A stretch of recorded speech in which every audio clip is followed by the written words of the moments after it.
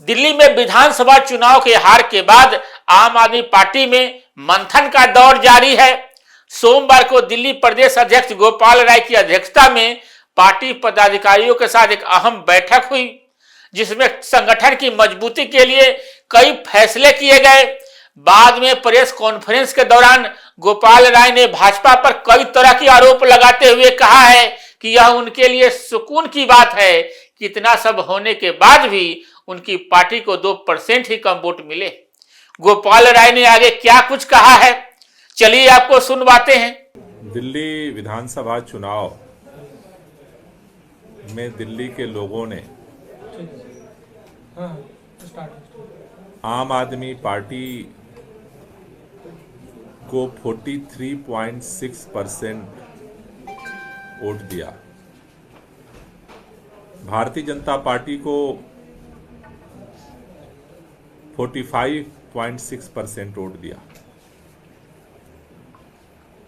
आम आदमी पार्टी से 2% केवल ज्यादा वोट भारतीय जनता पार्टी को मिला, जबकि भारतीय जनता पार्टी ने दिल्ली के अंदर चुनाव आयोग के नियमों की सरेआम धज्जियां उड़ाई, सारा धन बल कल छल बल सब कुछ उपयोग किया। उसके बावजूद भी दिल्ली की जनता ने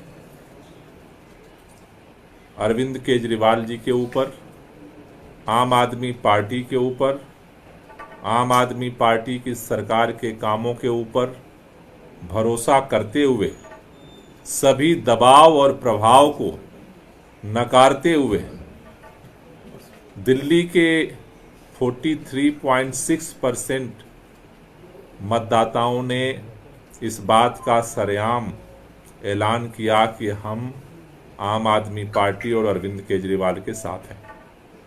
ये एक बहुत बड़ी बात है। जिस तरह से पूरी केंद्र सरकार, पूरे देश भर का भारतीय जनता पार्टी का संगठन, सभी भारतीय जनता पार्टी के देश भर के सांसद, देश भर की सभी भारतीय जनता पार्टी की सरकारें, देश भर के सभी भारतीय जनता पार्टी के विधायक, देश भर के सभी भारतीय जनता पार्टी के नेता, सत्ता का सभी दुरुपयोग के बावजूद दिल्ली के लोगों का इतने बड़े पैमाने पर आम आदमी पार्टी के साथ खड़े होने का ऐलान आम आदमी पार्टी के लिए, हमारे लिए एक सुकून की बात है। क्योंकि दिल्ली में जिस तरह का चुनाव इस बार हुआ है, इस तरह का चुनाव पहले दिल्ली के अंदर कभी नहीं हुआ। इतना धनबल का उपयोग कभी नहीं हुआ, इतना दहशत में मतदाताओं को कभी नहीं डाला गया। लेकिन इसके बावजूद भी दिल्ली के लोगों ने इतने बड़े पैमाने पर सीट में उसकी जो परिणति है वो 22 और 48 का अंतर दिखाता है। लेकिन जिन मतदाताओं ने हमें वोट दिया है, आज अभी हमने प्रदेश के आम आदमी पार्टी के जो उपाध्यक्ष हैं, प्रदेश के संगठन मंत्री हैं, हमारे जो जिला अध्यक्ष हैं, उनके साथ बैठक की है और हमने ये निर्णय लिया है कि संगठन पूरी ताकत के साथ दिल्ली की जनता के साथ खड़ा रहेगा। उनके साथ मिल करके हम उनका सहयोग करेंगे। उनके साथ मिल करके जो भी भारतीय जनता पार्टी की सरकार जन विरोधी नीतियों की तरफ बढ़ती है, उसके खिलाफ हम आवाज भी उठाएंगे। और जो हमारी सरकार ने काम किया, हर समय प्रदेश स्तर से लेकर के बूथ स्तर तक हमारा संगठन इनको जो है सतर्क करके इनके सामने हर समय प्रश्न चिन्ह लेकर के खड़ा होगा कि जो काम, जो वादे भारतीय जनता पार्टी की तरफ से किए गए हैं, उनकी सरकार इसे पूरा करे।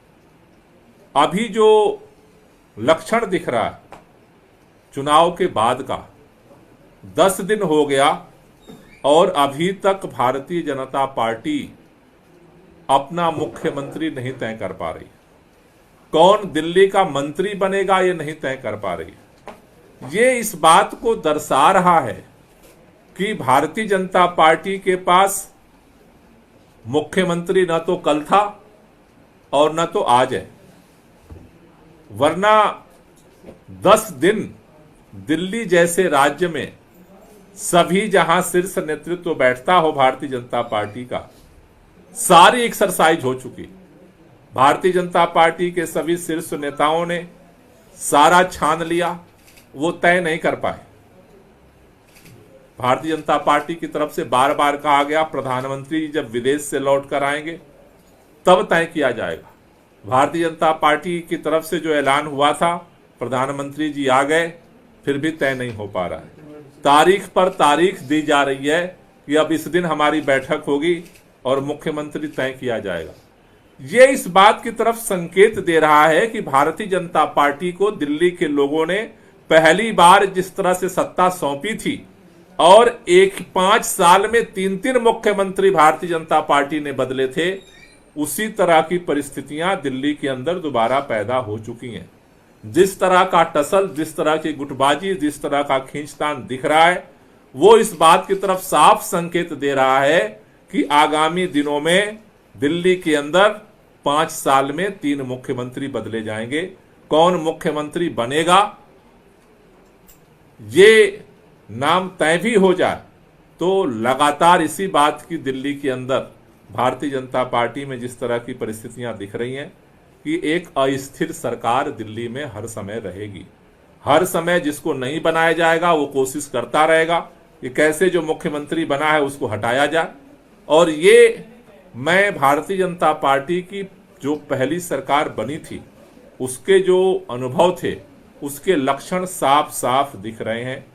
ऐसे समय में आम आदमी पार्टी को दिल्ली के लोगों ने विपक्ष में बैठने की जिम्मेदारी दी है।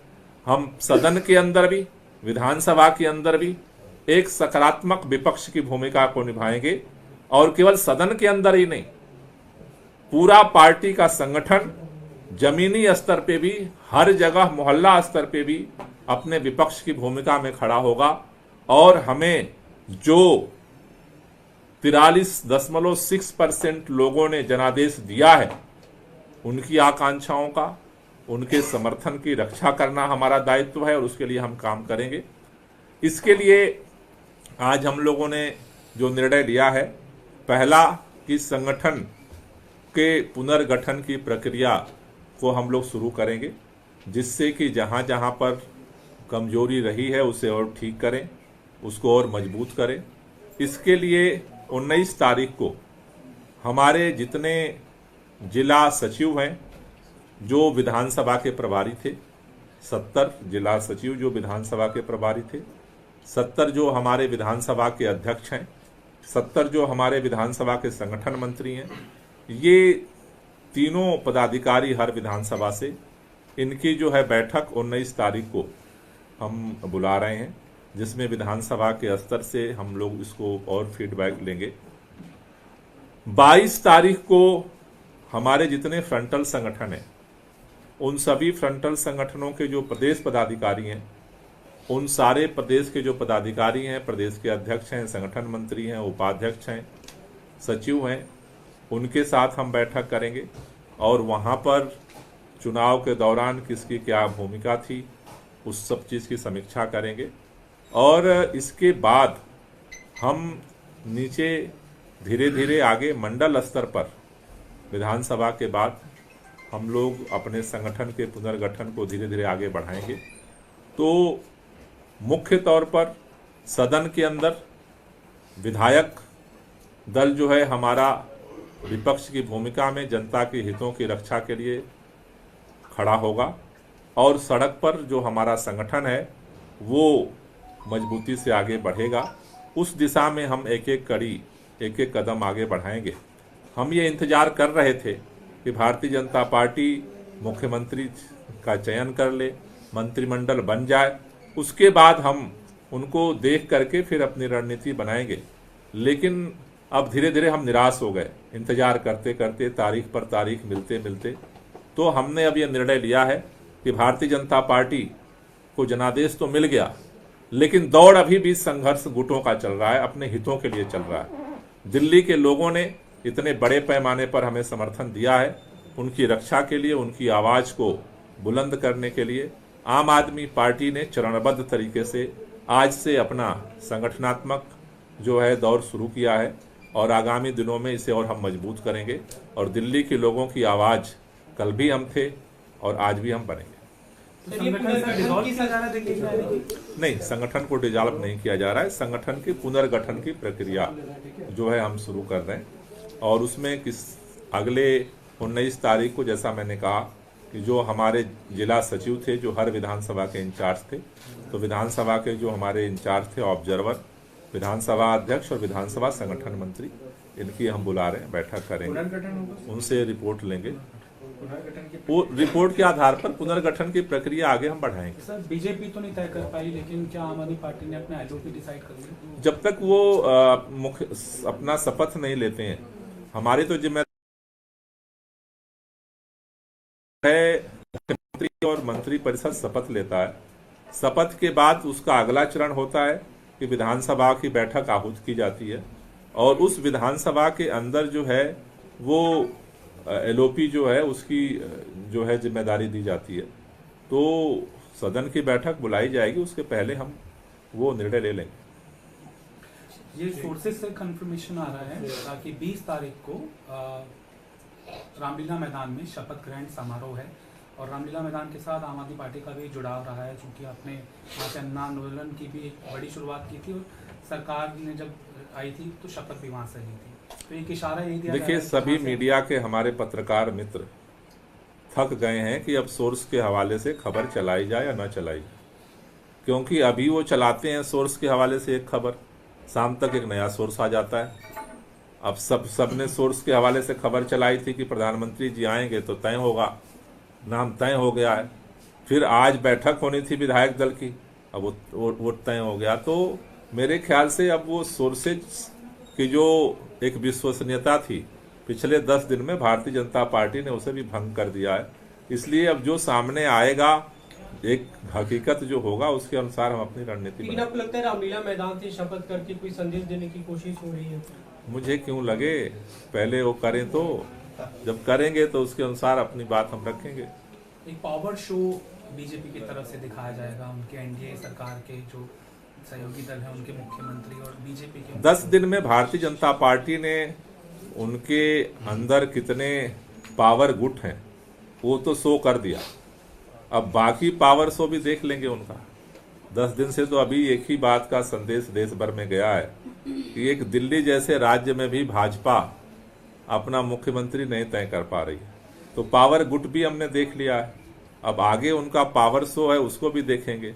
जनता ने पावर शो के लिए नहीं उनको वोट दिया, जनता ने उनको एक जिम्मेदारी दी है और उस जिम्मेदारी को पूरा करने के लिए जरूरी है कि एक स्थिर सरकार बने। अस्थिर मुख्यमंत्री अगर होंगे तो काम कैसे होगा? भारतीय जनता पार्टी 10 दिन में पुनः अपनी पहली सरकार के ढर्रे पर जाती हुई दिख रही है। यमुना को लेकर हमने कल देखा है, सरकार हरकत में आती हुई दिखाई दे रही है। सरकार बनी ही नहीं तो हरकत में कैसे आ गई? एलजी के माध्यम से। तो एलजी के माध्यम से ही अगर सब कुछ होना है तो एलजी साहब को रहने देते, राष्ट्रपति शासन ही लगा देते। गोपाल जी, अप्रैल में एमसीडी में मेयर का चुनाव होना है और पार्षदों की संख्या बीजेपी और आम आदमी पार्टी की बराबर सी हो गई है। अभी आपके 3 पार्षद चले गए थे, तो इस तरह से तो उसमें क्या कुछ कहेंगे, आप क्या तैयारी है? अभी तो पूरी दिल्ली इतना बड़े चुनावी प्रक्रिया से गुजर करके अभी तो मुख्यमंत्री का इंतजार कर रही है। एक बार उस प्रक्रिया को पूरा होने दीजिए, आगे की भी रणनीति बनाएंगे। अगर आपने हमारा अभी तक चैनल सब्सक्राइब नहीं किया है तो कृपया चैनल सब्सक्राइब कर लें, लाइक करें, शेयर करें, कमेंट करें। तो मिलते हैं फिर किसी और खबरों के साथ। नमस्कार।